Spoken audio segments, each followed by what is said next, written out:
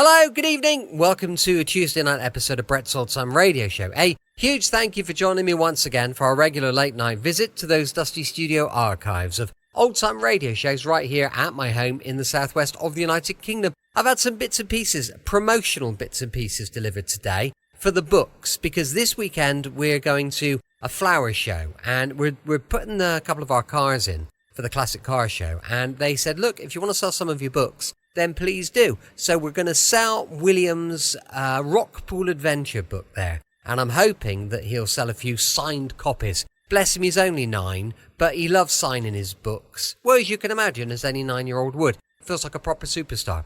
Look, I'm Brett. I'm your host for our Nighttime Podcast. Welcome to another episode. I've got Facebook, Instagram, YouTube and TikTok. They're all called Brett's Old Time Radio Show. If you could give us a little follow, it would be perfect. Time now, with it being a Tuesday, for Adventure from Sherlock Holmes and Dr. Watson. This one was first broadcast on the 14th of July, 1967. It's called The Blanched Soldier.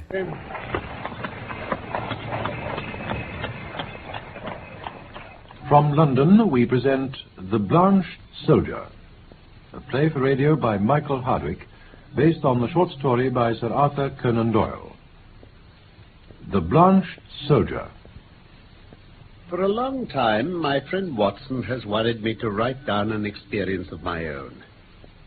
I have often had occasion to point out to him how superficial are his own accounts, and to accuse him of pandering to popular taste, instead of confining himself rigidly to facts and figures. Try it yourself, Holmes, he's retorted. And, yes, I'm compelled to admit, I do begin to realize that the matter must be presented in an interesting way. I find from my notebook that it was just at that time, January 1903, soon after the conclusion of the Boer War, that I had a visit from a certain Mr. James M. Dodd. It is my habit to sit with my back to the window and to place my visitors in the opposite chair where the light falls full upon them. Mr. James M. Dodd seemed somewhat at a loss how to begin the interview, so I gave him some of my conclusions. From South Africa, sir, I perceive. Oh, why, yes, sir. Imperial Yeomanry, I fancy. Exactly. The Middlesex, no doubt. Mr. Holmes, you are a wizard. When a gentleman of virile appearance enters my room with such a tan upon his face as an English son could never give, and with his handkerchief in his sleeve instead of in his pocket, it is not difficult to place him. You wear a short beard, which shows that you are not a regular. You have the cut of a riding man. As to Middlesex, well, your card has already shown me that you are a stockbroker from Throgmorton Street. What other regiment could you have joined? You see everything. I see no more than you, but I have trained myself to notice what I see. However, Mr. Dodd, it was not to discuss the science of observation that you called upon me this morning. What has been happening at Tuxbury Old Park? Mr. Holmes, How? My dear sir, there is no mystery. Your letter came with that heading. As you fixed this appointment in very pressing terms, it was clear that something sudden and important had occurred during your visit there. Yes, indeed. But a good deal has happened since that letter was written. If Colonel Emsworth hadn't kicked me out, I'd... Kicked you out? Perhaps, Mr. Dodd, you'll explain what you're talking about. Well, I'd got into the way of supposing that you knew everything without being told. But I will give you the facts, and I hope you'll be able to tell me what they mean. Then pray proceed. Colonel Emsworth was the Crimean VC, you know. Oh, yes, yes. Well, when I joined up in 1901, young Godfrey, his only son, joined the same squadron. Well, we formed the kind of friendship you can only make when you both live the same life and share the same joys and sorrows. We took the rough and the smooth together through a year of fighting. Then, outside Pretoria, he was wounded in the shoulder. I got one letter from the hospital at Cape Town and one from Southampton. Since then, not a word. Not one word, Mr. Holmes, for 6 months or more. And he was my closest pal. And what then? When the war was over and we all got back, I wrote to his father and asked where Godfrey was. No answer. I waited a bit and wrote again. This time I had a reply, short and gruff. Godfrey had gone on a voyage round the world, and it wasn't likely that he'd be back for a year. Well, Mr. Holmes, I wasn't satisfied. The whole thing seemed so damned unnatural. It wasn't like him to drop a pal in such a manner. What did you do? Well, my own affairs took quite a time to straighten out, so I haven't been able to do anything about it till this week. My first move was to go down to his home, Tuxbury Old Park. I had to walk 5 miles from the station, and it was nearly dark when I got there. But at any rate, when I told the old butler my business, he went away and then came back and showed me straight into Colonel Emsworth's study. Well, sir, I should be interested to know the reasons for this visit. I explained to you in my letter, sir. I knew Godfrey in Africa. Yes, I know that. Of course, we've only your word for it. Oh, I have his letters to me in my pocket. Kindly let me see them. We were the closest of friends, sir. Is it not natural that I should wonder at his sudden silence and wish to know what has become of him? I have some recollection, sir, that I had already explained that in replying to your letters. He's gone upon a voyage round the world. His health was in a poor way after his African experiences, and I was of the opinion that complete rest and change were needed. Kindly pass that explanation on to any other friends who may be interested in the matter. Certainly. But perhaps you would have the goodness to let me have the name of the steamer and the shipping line. I have no doubt I shall be able to get a letter through to him. Many people, Mr. Dodd, would take offense at your infernal pertinacity. They would consider this insistence to have reached the point of damned impudence. And you must put it down to my real love for your son. Mr. Dodd, I have already made every allowance upon that score. I must ask you, however, to drop these inquiries. But why, sir? Every family has its own inner knowledge and its own motives.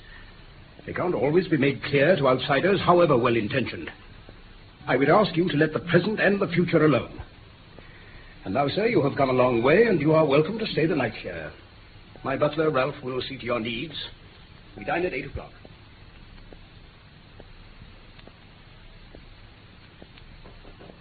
Come in. You beg pardon, sir. I just brought you some more coals. Bitter cold it is, sir. Oh, thank you, Ralph. There, sir. Now, sir, will there be anything more tonight? No, Ralph, that's all, thanks. Oh, before you go, there's just one thing. Sir? You've been in service here for a long time, I suppose. Oh, yes, sir. Me and the missus both. Then you've known Master Godfrey for many years. Lord bless you, sir, my missus nursed him. You could say, in a manner of speaking, I'm his foster father. Really? Well, I can tell you, you've both been very proud to see him in South Africa. He bore himself well, sir, I understand. No braver man in the regiment. He pulled me out once from under the Boer's rifles. Or maybe I shouldn't be here now. Yes, sir, yes, that's Master Godfrey. Courage, sir? Why, there's not a tree in this park he hasn't climbed. Nothing would stop him. Yeah, he was a fine boy, all right. And he was a fine man, sir. Was? You say he was? Look here. What is all this mystery about? What has become of Godfrey Emsworth? I don't know what you mean, sir. Ask the master about Master Godfrey. It's not for me to interfere. Let go of me, please, sir. Now, listen to me, Ralph. You're going to answer one question before you leave this room if I have to hold you all night. Is Godfrey Emsworth dead? I wish he was, sir. I wish to God he was. Well, after that, there seemed to be only one interpretation, Mr. Holmes. My poor friend had evidently become involved in something criminal, or at the least something disreputable, that had touched the family honor. His stern old father had sent me away for fear of some scandal coming to light. Well, that was what I thought just then. Your problem presents some very unusual features, Mr. Dodd. Pray continue. Well, after the butler had gone, I must have stood there pondering all this for some time. Then something made me look up. And there was Godfrey Emsworth. In the room? No, he was outside the window. It was a ground floor room. I'd left the curtains open. And there he was, looking at me through the glass. He was deadly pale. I've never seen a man so white. I reckon ghosts may look like that. But his eyes met mine, and they were the eyes of a living man. Did he give any sign? When he saw me looking at him, he sprang back into the darkness. Mr. Holmes, there was something shocking about that man. It wasn't just that ghastly face. It was something slinking and furtive, something guilty. It left a feeling of horror in my mind. I assume, however, that when a man has been soldiering a year or two with Brother Boer as his playmate, he keeps his nerve and acts quickly. Exactly. Godfrey had hardly vanished before I was out of that window. I ran down the garden path in the way I thought he might have gone. It seemed to me that something was moving ahead of me. I called his name. There was no use. When I got to the end of the path, there were several others branching in different directions to some outhouses. But as I stood there hesitating, I distinctly heard the sound of a closing door. It wasn't behind me in the house. It was somewhere ahead in the darkness. I knew then, Mr. Holmes, that what I'd seen was no vision. Well then, Mr. Dodd, what else did you do? There's nothing more I could do. I spent an uneasy night trying to find some theory to cover the facts. The next day I found the Colonel rather more conciliatory. His wife remarked that there were some places of interest in the neighborhood, and I saw an opening to ask whether I might stay there one more night. Somewhat grudgingly, he agreed. Which gave you a clear day in which to make your observations. Yes. I felt I must explore the garden and see what I could find. There were several small outhouses, but at the end of the garden there was a detached building of some size. It was heavily curtained. I wondered if this could have been the place the sound of that shutting door had come from.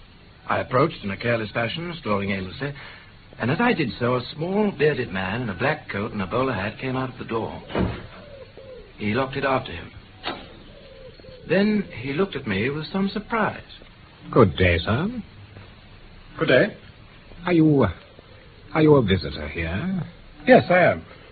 My name is Dodd, James M. Dodd. I see. I'm an old army chum of Mr. Godfrey Emsworth's. I came hoping to see him. What a pity that he should be away on his travels. He would have been pleased to see you, no doubt, Mr. Dodd. His travels? Exactly. Well, good day to you, sir. No doubt you will resume your visit at some more propitious time. Good day, sir. He passed on. When I turned, I observed that he was standing watching me, half concealed by some laurels at the far end of the garden. So I strolled back to the house and waited for night. As soon as everyone had retired and everything was dark and quiet, I slipped out of my window and made my way as silently as possible to the mysterious lodge.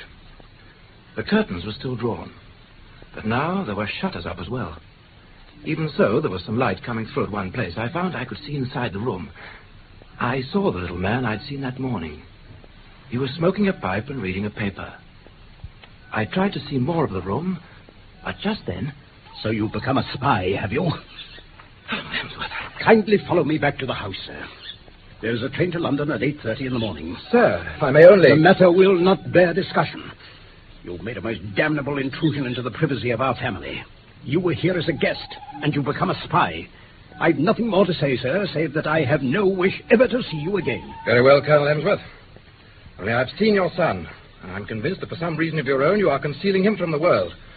I've no idea what your motives are in cutting him off in this fashion, but I'm sure he's no longer a free agent. And I warn you, Colonel, that until I'm assured of the safety of the well-being of my friend, I shall never desist in my efforts to get to the bottom of this mystery.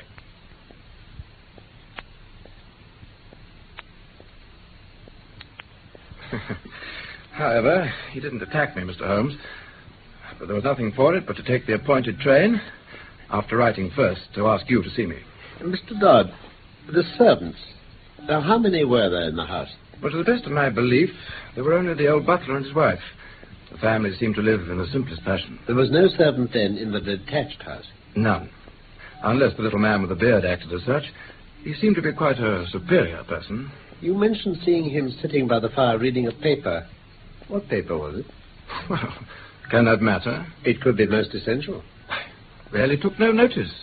Possibly you observed whether it was a broadleaf paper or of that smaller type which one associates with weeklies. Since you mention it, it wasn't very large. Very well. Now, had you any indication that food was conveyed from the one house to the other? Well, I did see old Ralph carrying a basket down the garden walk and going in the direction of this house. Did you make any local inquiries? Yes, I did. I spoke to the station master and the innkeeper.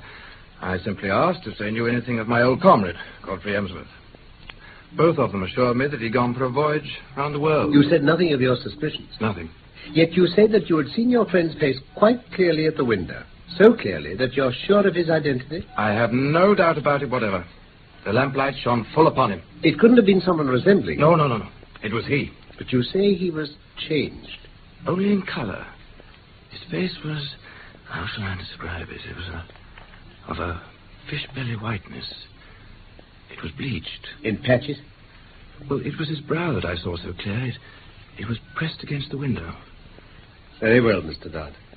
The matter should certainly be inquired into. I will go back with you to Tuxbury Old Park. Today? Oh, as it happens, I'm clearing up another matter at the moment. Let us say the beginning of next week. I shall be ready whenever you are, Mr. Holmes. Oh, I shall also ask an old friend of mine to accompany us. It is possible that his presence may be entirely unnecessary. On the other hand, it may be essential.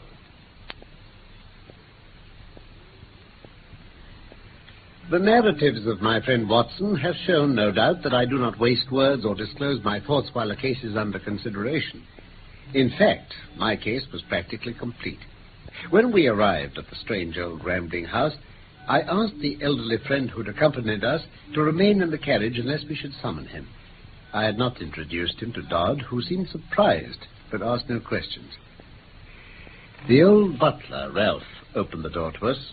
He wore the conventional costume of black coat and pepper and salt trousers, with only one curious variant. He had on brown leather gloves. He shuffled them off at the sight of us, laying them down on the hall table. I have, as Watson may sometimes have remarked, an abnormally acute set of senses, and a faint but incisive smell was apparent. I contrived to drop my hat to the floor, and in picking it up brought my nose within a foot of the gloves. A curious, tarry odor was oozing from them. My case was complete at last. Beg pardon, sir. Mr. Dodd and Mr. Sherlock Holmes to see you, sir. Well, who the devil told you to... What is the meaning of this? You, sir. Have I not told you, you infernal busybody, never to dare show your damned face here again? If you choose to enter here without my leave, I shall be within my rights if I use violence. As to you, Mr. Holmes, I extend the same warning to you.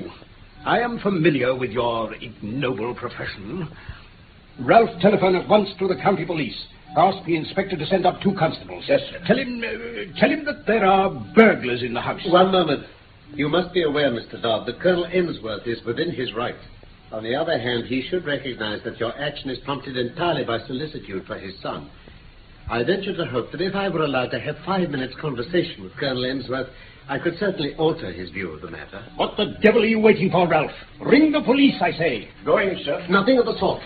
Any police interference would bring about the very catastrophe you're dreading. Stand away from that door, sir. Colonel Emsworth, on this page of my notebook, I am writing just one word. Here you are, sir. Pray read it, and you will know what has brought us here. What? How did you know this? It is my business to know things. That is my trade. Then you forced my hand. If you wish to see Godfrey, you shall. But this is your doing, not mine. Mr. Holmes, what does this mean? You shall soon see, Mr. Dodd. Ralph?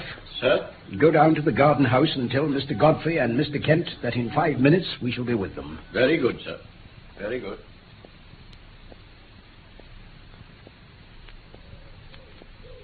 But this is very sudden, Colonel Emsworth. This will disarrange all our plans. I can't help it, Kent. Our hands have been forced. Can Mr. Godfrey see us now? Yes, he's waiting inside.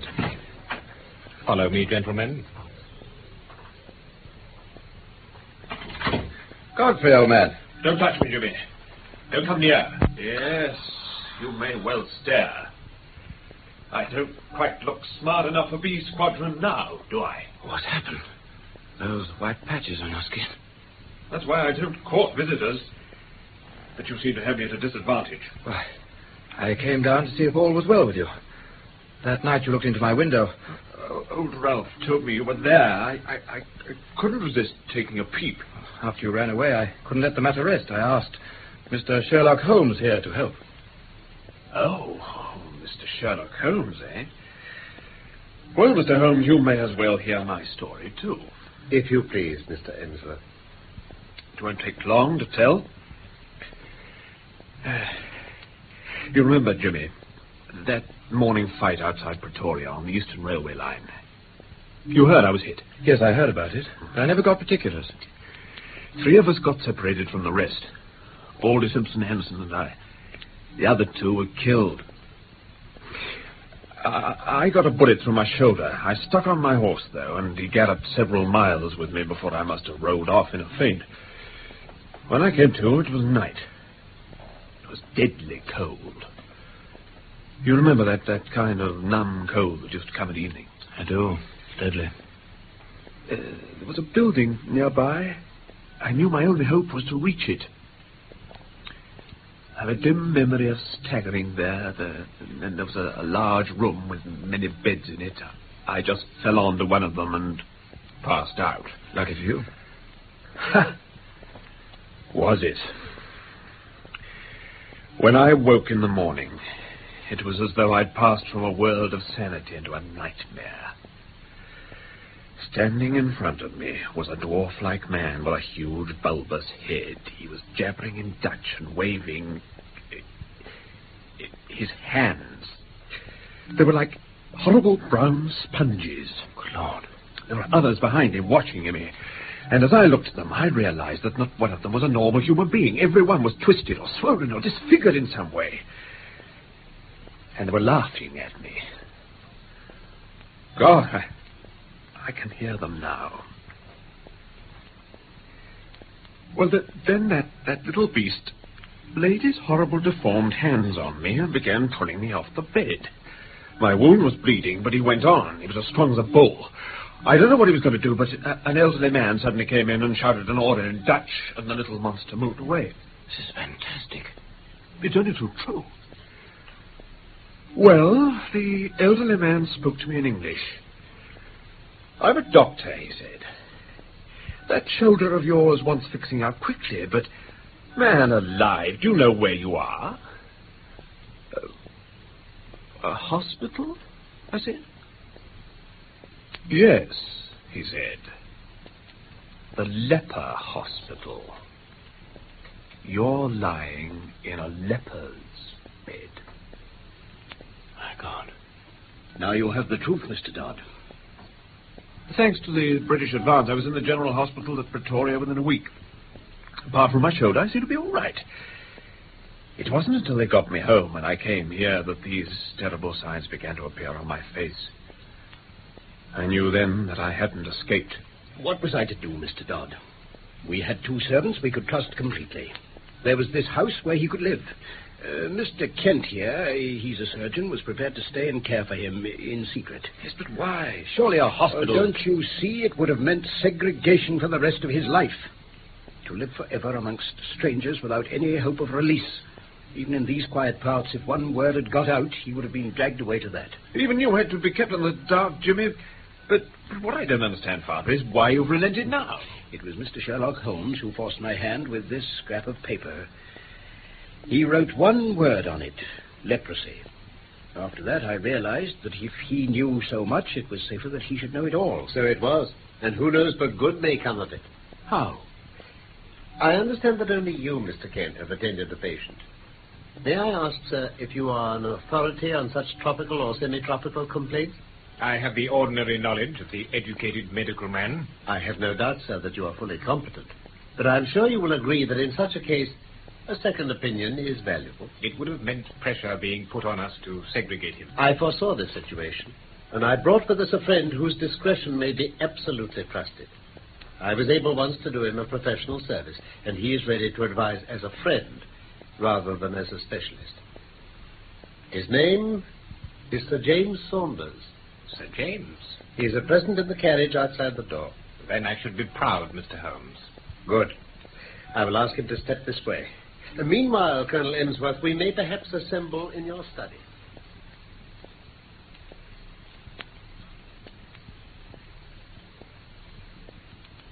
My invariable process starts upon the supposition that when you have eliminated all that which is impossible, then whatever remains, however improbable, must be the truth.